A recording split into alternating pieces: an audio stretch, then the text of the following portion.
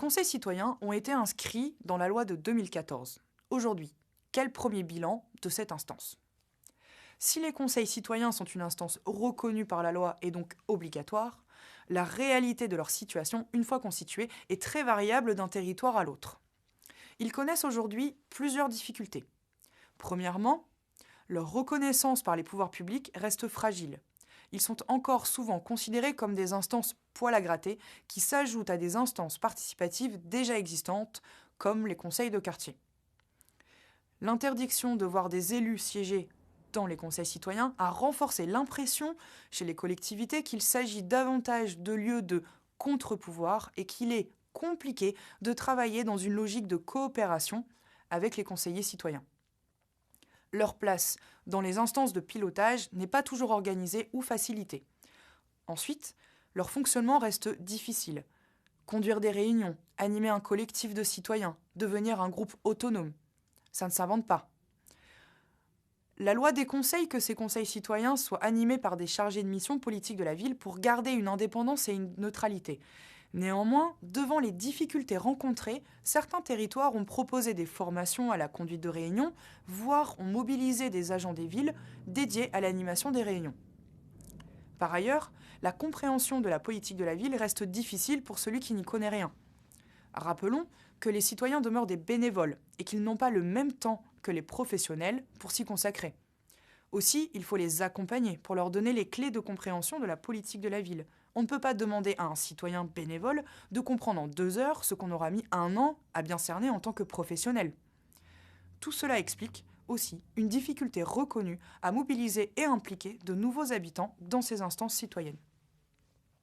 Professionnels de la politique de la ville et membres de conseils citoyens nous partagent leurs témoignages, les difficultés, les déceptions, les premières réussites, les pistes d'amélioration imaginées.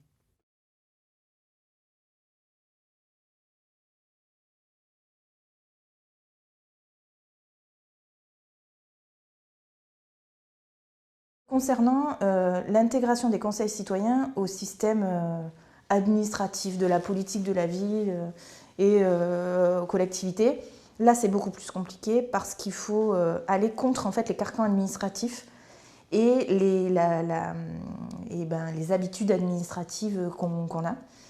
Alors ce qu'on a réussi à faire à la Seine-sur-Mer, c'est les intégrer déjà sur les comités de lecture, qui sont des instances où on étudie les demandes de subventions des associations.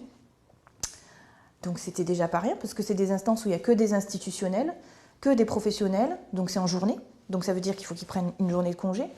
Voilà, nous on a des habitudes de travail, on connaît les associations, donc souvent ça va très vite, on parle avec des abréviations, voilà. Il a fallu les intégrer au groupe. Ça s'est très bien passé, mais voilà, on procède par étapes. C'est difficile par rapport à des horaires. Parce que le problème qu'on a rencontré, nous, c'est qu'on avait des problèmes d'horaire au niveau des réunions. Enfin, moi je travaille, donc d'autres ne travaillent pas.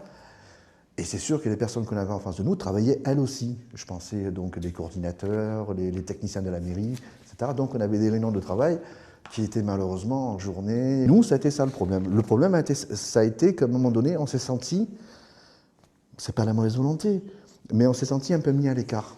Pour que ça réussisse, il faut aussi un autre élément.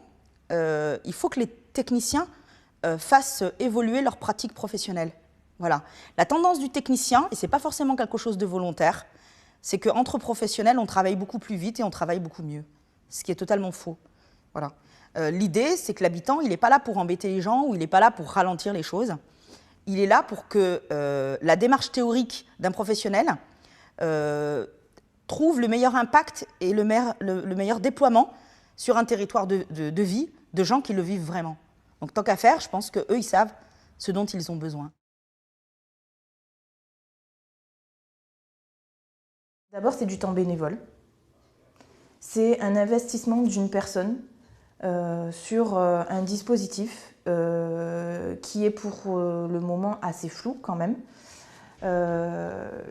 Et alors du coup, l'autonomie, on y tend et on y travaille.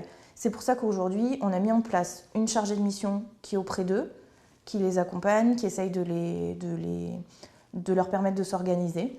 On a financé dans le cadre de la politique de la ville des actions avec l'Université du Citoyen pour qu'ils aient de la formation, sur l'organisation, sur l'animation de groupes de réflexion, sur la réalisation de comptes rendus, sur la mise en place des actions concrètes qu'ils peuvent faire. Ce sont des habitants qu'il faut former, accompagner, aider au quotidien pour s'organiser, comprendre les enjeux et voir enfin être en capacité de développer des actions auprès des autres habitants. Par contre, ils n'ont pas de moyens matériels et ça c'est quelque chose qui manque. Ce qui manque aussi, c'est une indemnité financière. Parce que concrètement, quelqu'un qui s'investit bénévolement pour son quartier va le prendre sur une journée de congé, va le prendre sur du temps personnel avec sa famille. Donc à un moment donné, si on veut jouer le jeu vraiment du conseil citoyen pour qu'il fonctionne, je pense qu'il aurait fallu donner des moyens au-delà et notamment des moyens financiers. Cette année, on a participé quand même à la lecture des projets, c'est-à-dire avec tous les acteurs institutionnels, que ce soit l'État, les régions, donc tous les décideurs. Donc on a participé aux lectures, c'est-à-dire qu'on intervient directement dans la politique de la ville, donc dans le choix qui a été fait au niveau des projets à venir, des projets qui vont être financés, donc on sait ce qui va arriver, donc on a été acteurs. Des actions qu'on veut faire, des actions, il y en a beaucoup. Il y a déjà il va y avoir le PRU du centre-ville, et donc dans les actions du PRU, moi c'est ce que je voudrais, par un peu ma formation et tout le travail que j'ai fait, j'aimerais quand même m'intégrer dans toutes les instances qui vont être mises en place pour le PRU, pour que justement on pourra discuter de cette transformation. Pour développer les conseils citoyens, il faut être dans l'action. Dans l'action du quotidien, dans la petite action. Là, par exemple, on a une dame qui s'appelle Majouba, qui tous les mercredis fait un point d'information pour les gens sur la grande place de Berthe.